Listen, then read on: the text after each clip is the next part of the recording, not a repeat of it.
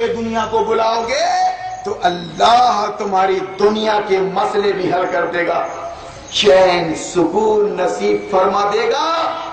ورنہ اگر تم نے خدا رسول یعنی قرآن و حدیث کے ساتھ ایک فارمیلٹی پوری کی، جیسا کہ آج تم کر رہے ہو دنیا کے مسلمانوں، اور تم کو علماء سو اس بات پر مجبور کر رہے ہیں کہ تم کو قرآن سمجھنے کی ضرورت نہیں، ہم مدرسے سے آ کے تم کو سمجھا دیں گے۔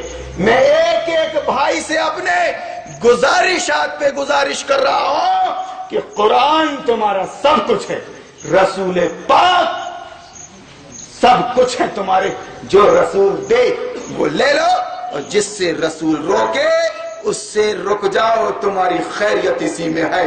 یہ خطبہ مسنون کچھ مسئلے مسائل بتانے کے لیے نہیں ہے، گیان بانٹنے کے لیے نہیں ہے۔ خطبہ جمعہ، خطبہ عید، خطبہ عید الاضحیٰ 10-15 منٹ سے زیادہ نہیں ہونا چاہیے۔ رسول اللہ صلی اللہ علیہ وسلم نے حجۃ الوداع کے موقع پر سب سے بڑا خطبہ دیا تھا، اگر آپ اس کو کھڑی دیکھ کر سنیں گے تو بامشکل 15-20 منٹ ہوں گے۔ میرے بھائیو، آپ اپنی پیدائش سے ہی آزان سنتے ہیں، آپ اپنی زندگی میں اس کو سمجھیے، قرآن کی زبان سیکھیے، رسول اللہ کی زبان عربی، نبی عربی کی سیکھیے، اور پھر سلیبس کی حیثیت سے، پراسپیکٹس کی حیثیت سے قرآن و حدیث کو سمجھیے، اس پر عمل کیجیے، اور دنیا کو قرآن و حدیث کی طرف بلائیے، تب اللہ آپ کی بخشش فرمائے گا دنیا میں بھی آخرت میں، اور آپ کو ذریعہ بنا دے گا غیر مسلموں کے لیے، ان کو کون بچائے گا جہنم سے۔ مسلمانوں، جب تم بچو گے جہنم سے تب بچا سکو گے غیر مسلم دنیا کو جہنم سے۔ نبی کا فرمان ہے یہ، اسلام قبول کیے بغیر یعنی خدائی ویوستھا کو مانے بغیر، اس پر عمل کیے بغیر، اس کو لاگو کیے بغیر، دنیا کو اس کی طرف بلائے بغیر کوئی جنت میں نہیں جائے گا۔ یہ مذاق نہیں ہے، یہ فارمیلٹی نہیں ہے کہ رمضان آئے ہم نے جیسے بھی روزے رکھ لیے، روزے کے لیے نماز پڑھ لیے، اب چاند دکھ گیا تو گیٹ آؤٹ مسجدوں سے۔ نہیں میرے بھائی، ایسا مت کرنا دوست۔ آپ قرآن کے عقائد، قرآن کے فرائض، قرآن کی دعوت، ان باتوں کا خیال رکھتے ہوئے نبی کے طریقے پر اسلام کا کام کرنا، اللہ کا حکم ماننا۔ اگر ایسا نہیں کرو گے تو اللہ تم پہ نظر رحمت نہیں فرمائے گا۔ میرے بھائیوں، میں یہاں پر صرف ایک دعوت، ایک نصیحت اور ایک واعظ آپ کو دے رہا ہوں۔ آپ اللہ والے ہو، غیر اللہ کے آگے آپ نہیں جا سکتے، جھکنے کے لیے، کچھ مانگنے کے لیے، کچھ سمجھنے کے لیے۔ آپ کو سمجھنا ہے تو اللہ سے، اپنے رسول کے ذریعے، قرآن اور حدیث۔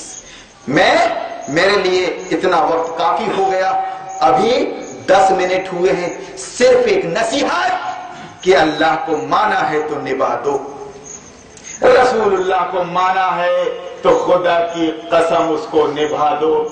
دنیا تمہاری ٹھوکروں پہ ہوگی، یا تو تم کو غازی کی عزت کی زندگی ملے گی، یا خدا کی غضب شہادت کی موت ملے گی تم کو۔ مسلمانوں، تم دنیا میں صرف 2 مقصد کے لیے آئے ہو، یا تو غازی بن کر رہنے کے لیے، یا پھر اللہ کے نام پر مرنے کے لیے، جو سب سے بڑا انعام ہے۔ یہ ہمارے نبی عربی کی سنت ہے، پورا قرآن غزوات اور سرایہ سے بھرا ہوا ہے۔ آپ پڑھیے بس۔ محمد رسول اللہ کے دندان مبارک شہید ہو گئے، اسی چکر میں کہ اللہ کی چلے گی بندے کی نہیں چلے گی. اب آپ اس کا آغاز کیجئے اپنے نفس سے، اپنے آپ کو، اپنی اہل و عیال کو ذرا کور کیجئے، اس کے بعد اپنے خاندان کو، اپنے محلے پڑوس کو، اپنے شہر کو. اس طرح دنیا بہت بڑی ہے. مر جاؤ گے، کالے شاہ کی امرائی میں آؤ یا زیارت جاؤ، تم اللہ کو منہ دکھا سکو گے. جو سوالات ہونے ہیں قبر میں اس کے جوابات دے سکو گے. تمہارا لارڈ صاحب کون تھا دنیا میں؟ اللہ. تمہارا گائیڈ کون تھا دنیا میں؟ محمد رسول اللہ صلی اللہ علیہ وسلم. تم کس سسٹم کے مطابق، کس قانون کے مطابق زندگی گزارتے تھے؟ دین الاسلام، اسلام تھا وہ اسلام. اللہ رحم فرما دے گا، جنت کی کھڑکی کھول دے گا، قبروں کو کشادہ کر دے گا. یہ رٹ کر جانے والے جواب نہیں ہے، یہ پوری پیدائش سے لے کر موت تک آپ کو تیاری کرنا ہے.